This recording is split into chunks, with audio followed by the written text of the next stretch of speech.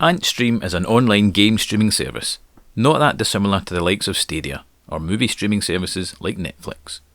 Sign up is now free and will soon be ad supported. Over 1,000 fully licensed retro games from many different platforms are available, with the majority coming from home computers and classic arcade games.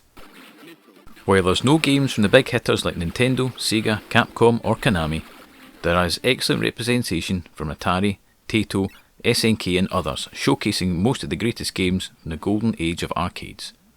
And while many character and movie licenses are missing due to complicated rights issues, some have managed to make their way in, like Star Wars and Earthworm Jim. The bulk of the games come from the UK home computer market, and we're going to take a look at the best of the 350 Commodore 64 games, although we'll avoid games we've previously covered like Slicks. I clicked on this out of pure curiosity from the bizarre name, and was pleasantly surprised to see that I'd seen this game in Old Style Gaming's Hidden Gems series. Jet Boot Jack sees you traversing tricky stages to pass downwards into a dragon's lair. The usual tropes are here of defeating the dragon and saving the princess are all pleasant and correct, but it's a great example of an early C64 game with a simple design that is well executed. Flick the switches as you avoid the traps to get to the next platform in the first levels. It later changes to controlling elevator platforms, and then again when you fight the dragon. Impressive for a 1984 game.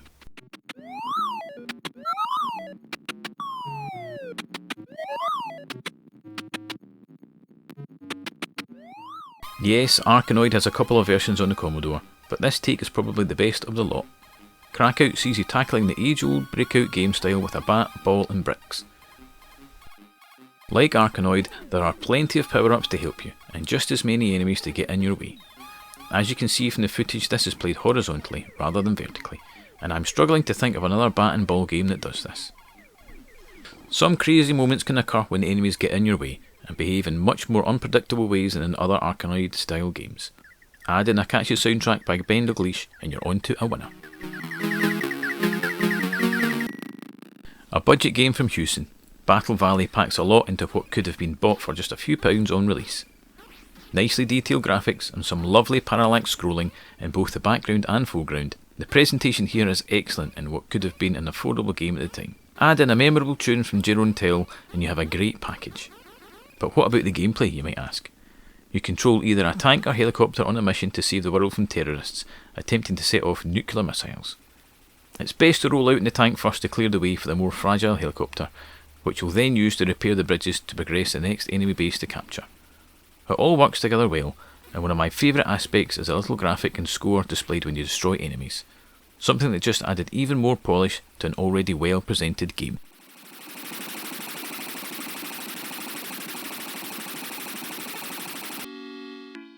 Another Houston budget game, Anarchy looks similar to Combat or Battle City with its top-down view of a tank.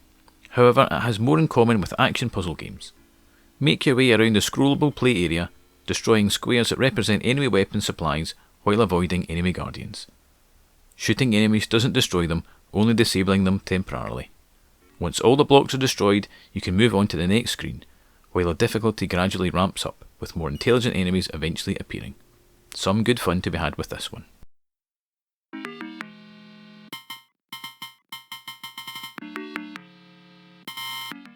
While I've waxed lyrical about IK+, Way of the Exploding Fist beats the original International Karate for me. Slightly slower paced, I prefer the whole tone and presentation of Exploding Fist, though to be fair they are both very similar. What really puts this ahead is the hit detection. All too often in International Karate a blow you think will land doesn't, something less common here. You're hard pressed to find a better one-on-one fighting game on the C64 than this.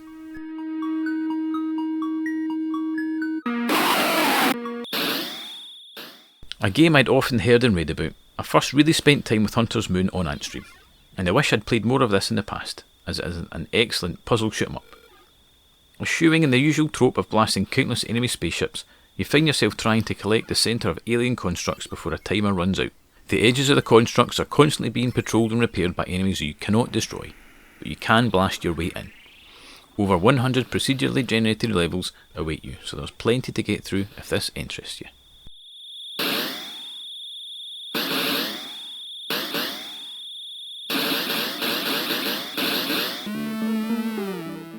While almost all of the games in Antstream are old games from the 70s to the 90s, there are a couple of modern retro style games on offer here. Millie and Mollie is one of these, and is regularly cited as one of the best modern C64 games out there. Carlton Handley has gone back to his Commodore programming past and made a sublime puzzle game that has a very current presentation. A gentle learning curve that shows you all the facets of gameplay gradually, pretty presentation and a nice tune all add to a great package. Little things like screen wipes and the rewind effect belie the modern feel of this. It almost feels like the C64 has pushed beyond what was previously possible. Definitely worth checking out.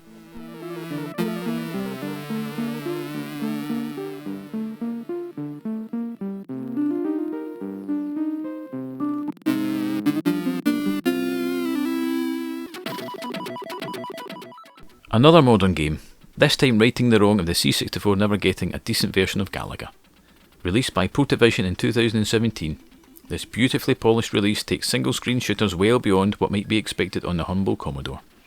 With a large number of detailed sprites, Swiss presentation and pumping music, you might be forgiven for thinking you're playing on a different machine altogether. It's not a straight conversion either, but it does borrow all the main ideas from Galaga, like tractor beams, bonus levels and twin chips to make this a very enjoyable blast.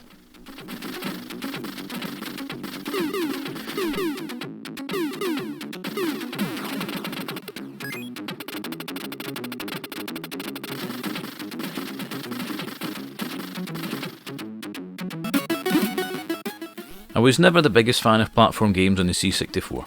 If I'm being honest, I was a bit of a snob and looked down on them while lapping up simulations, strategy and management games. Flimbo's Quest from System 3, however, was one that I really did enjoy, and still do to this day. With a gentler learning curve than the Creatures games, and a simple mission to collect letters to progress through the levels, this ranks for me as perhaps one of the best platform games on the system. Genuinely cheery music, beautiful parallax scrolling, and nicely detailed sprites that look gorgeous on a CRT lend that polish that System 3 are known for. Add to that the solid gameplay and you're on to a winner. There aren't too many Ocean games available on Antstream. I can only assume this is down to licensing issues around our movie and TV tie-ins. What we do have, however, is Sensible Software's Wizball, often cited as one of the greatest C64 games. For some reason I avoided this back in the 90s due to the cover art. How wrong I was to do that. So many are put off by the difficult initial controls. However, once you realise that this borrows a power up system from the Gradius series, you can quickly gain more conventional control of your ship and start to really get to grips with the game. Collect paint drops to return colour to the world in this unconventional side-on shooter and see why Sensible really started to make a name for themselves long before they made anything for the Amiga.